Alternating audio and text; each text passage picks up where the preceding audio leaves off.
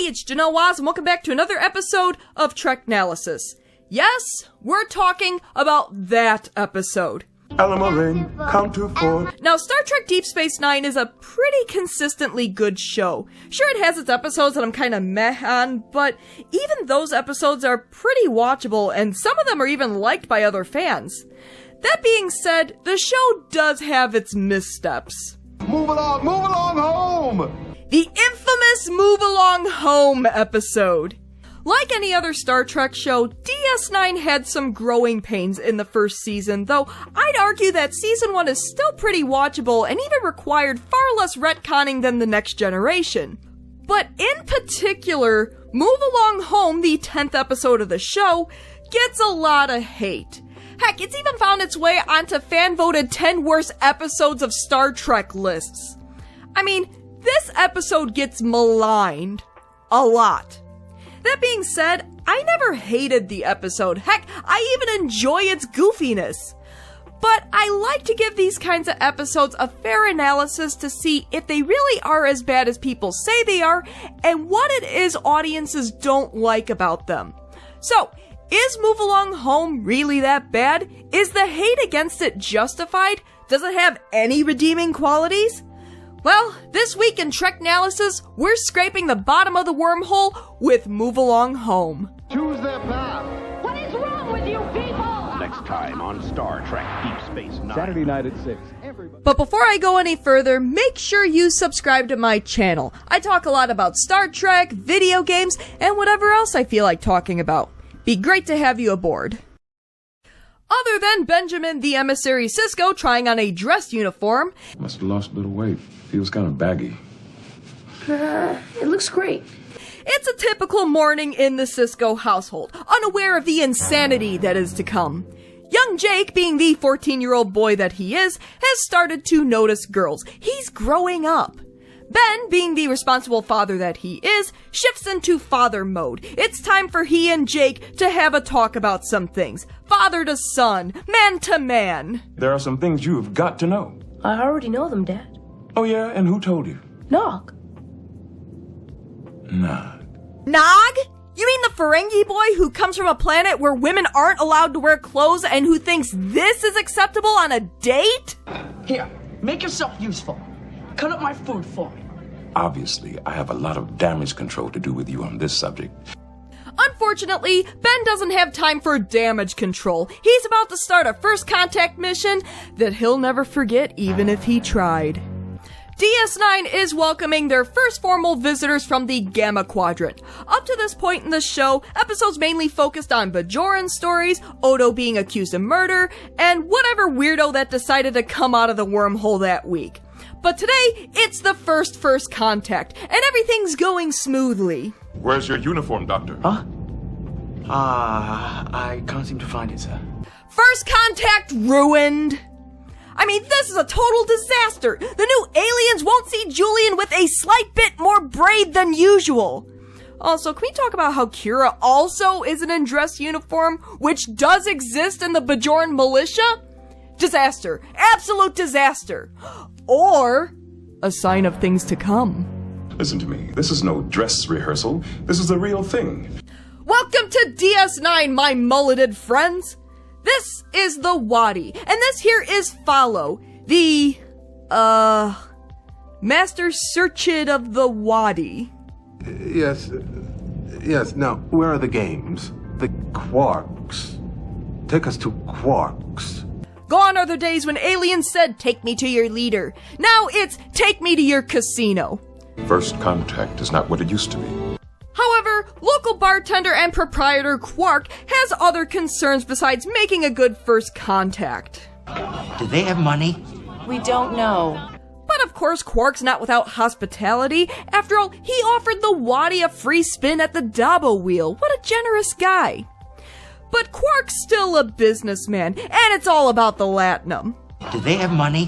The Wadi offered to pay him in sticks. They have many different uses. And also terrible booze. One man's priceless is another man's worthless. Before finally settling on plastic gems from the local craft store.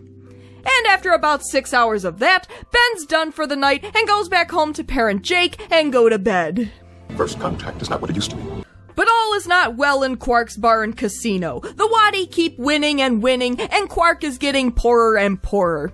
So Quark takes matters into his own hands, and Follow suspects he's cheating immediately. You see that face? That's the face of a man who knows he just got screwed. Quark begins pleading to save himself from an inevitable ass-kicking when Follow begins a new game, an honest game. Chula! The mysterious 3D board game of dice, 4 pieces, and wagers. Easy setup, just open this box. Instruction manual not included. You're required to learn as you play. Eyes all aglow at this shiny new game, Quark begins to play. Sisko is asleep in his bed, perhaps dreaming of more normal first contacts, when he awakens in a geometric hellscape. No one's around, no response to the comm badge, and around the corner... Move along home! Move along home! But the good news is, Ben's not really alone, because a hostage situation loves company. What was all that yelling? This is not what I signed up for! Meanwhile, in Odo's office, Jake's filing a missing persons report. Dad wanted to have a talk with him in the morning, he's not even on the station, you know, that kind of thing. So Odo's going to look into it while Jake goes off to school. Except that school's closed with the O'Briens off the station. Well, I guess we can't have the chief suffering too much. So Jake and Nog are going to the airlock and watch the Bajoran transport come in. You mean to look at the girls? Right, Jake? Be cool. That's not acting cool! No. You and I have got to have a talk. Young man, about women. Odo heads up to Ops to have a word with Starfleet Security Officer Lieutenant Prinham Constable Odo to ask where Major Kira is. didn't report for duty on time this morning. None of the senior officers did. And that doesn't concern you? What the hell kind of security officer are you? You didn't even ask the computer where they are? No wonder you were never seen again after this episode. Oh, is that Starfleet policy? That's right. Well, I'm not in Starfleet. Well, now that we've established that Starfleet security on DS9 is worse than the Enterprise, if you can believe that, we go back to Quark's for the start of the game. The Wadi won't tell Quark the rules or anything, so he has no idea that his 4 game pieces are actually Sisko, Kira, Dax, and Julian. The gameplay is, I'm assuming, a single-player game, which involves Quark making a wager, rolling the dice, and Sisko and co solving a puzzle. Completing the puzzle means they get to move to the next shap. What is a shap? Well, I would assume it's a level or something. But what exactly do these puzzles entail? Hopscotch! ALLAMARAINE, count to 4. ALLAMARAINE, then 3 more. ALLAMARAINE, then 3 more. ALLAMARAINE, if you can see. Yes, the infamous ALLAMARAINE scene! Benjamin Sisko, Starfleet's most badass captain, singing and hopscotching his way to freedom! It's honestly a beautiful thing. ALLAMARAINE, count to 4. However, the puzzles get more and more sinister as the game goes on. A party with poisonous smoke where you have to drink the strange, possibly alcoholic beverage in order to live? What the hell kind of game is this? Why are you doing this to us? You know, he's going to beat that one into the ground until everyone's sick of it. And I feel seen. Meanwhile, Quark is playing the game using his gambler's instincts, taking risks, wagering as gamblers do, when Odo crashes the game and asks him if he knows where Sisko, Kira, Dax, and Julian are. And that's when Quark makes the connection. His pieces are the station's senior officers, and he has their lives in his hands. How about taking my place, huh? Quark starts taking these safer paths in order to keep Sisko and co safe, but his gambling instincts begin to take over, and he opts to take the shortcut. Sure, it's dangerous, but he can get them all home in one move. And yes, this has been a goofy episode up to this point, but we have to give it some props here. Yes, even this episode. It does offer a look into the mind of a gambler. Yes, winning as much as you can in a game is the goal, but it's also knowing when to leave. Quark could stay in the game longer, maybe increasing his winnings and maybe moving Sisko, Kira, Dax, and Julian through safer paths, or possibly even dangerous paths the longer they're in the game. Or he can get them all out as quickly as possible and end the whole ordeal in the next move. It's about weighing your risks, and while Quark is probably doing all this so he doesn't get into trouble, or more trouble than he's already in, he does work to end the situation as quickly as possible for the benefit of everyone involved. And yes, while Quark is a gambler, cheater, and greedy, he doesn't want to see anybody dead.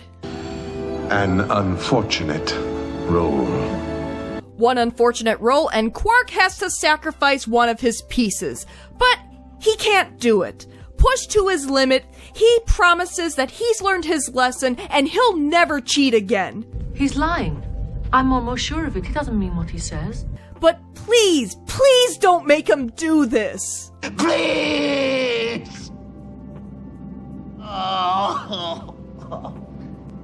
Follow programs the game to select one of the pieces at random, and it chooses Julian. I have been chosen. Farewell, my friends. Holy crap, did they just kill off a main character? Hello! It's the final shap, and Sisko, Kira, and an injured Dax have to move along a cliff, bumping prop styrofoam rocks along the way. Hello. Move along home. Shap 6. Dax tells Sisko to leave her and her injured leg behind while he and Kira jump across the cliff. After all, the Dax symbiont has lived 7 lifetimes. Ben hasn't even lived 1. But Ben refuses to leave behind his old friend. How could I live out that life knowing I left you behind, old man? If you were hurt, I'd leave you behind. Dang, Dax, that's cold! Kira disobeys orders and goes along with Sisko and Dax along the cliff. Court-martial me. I realized the moment I fell into the fissure that the book would not be destroyed as I had planned. Quark has lost the game, but Sisko, Kira, Dax, and yes, even Julian are safe and sound in Quarks. We were never in any real danger. It's only a game. Yep. All the dangers they just endured. The poison smoke, the tiny lights of doom, the bottomless pit.